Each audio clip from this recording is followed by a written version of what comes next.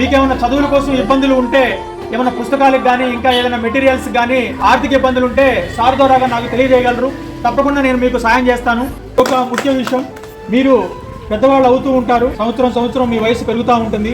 మీ యొక్క చదువులు కూడా 5th నుంచి 6th నుంచి 7th ఇట్లా మీరు ముందుకు పోతా ఉంటారు. మీరు పెద్దవాళ్ళు అయినా కొందికి, చదువుల్లో ముందుకు పోతున్నా కొందికి, రేపొద్దున ఉద్యోగాలు సంపాదించుకొని ఉన్నతమైన జీవితాన్ని పొందినప్పుడు కూడా ఒక విషయాన్ని స్ట్రాంగ్ గా గుర్తుంచుకోండి. స్వచ్ఛమైన స్నేహాలు చేయండి, స్నేహితులతో నిజాయితీగా ఉండండి, కుల మత భేదాలు లేకుండా జీవించండి, మీ మతాలని మీరు పూజించుకోండి, ఇతర మతాల స్నేహితులను కూడా గౌరవించండి. ఎటువంటి తారతమ్యాలు లేకుండా, ధనిక పేద అనే ఒక తేడాలు లేకుండా అందరూ కూడా జీవించగలిగితే తప్పకుండా మనం ఒక అద్భుతమైన భారతదేశాన్ని సృష్టించవచ్చు.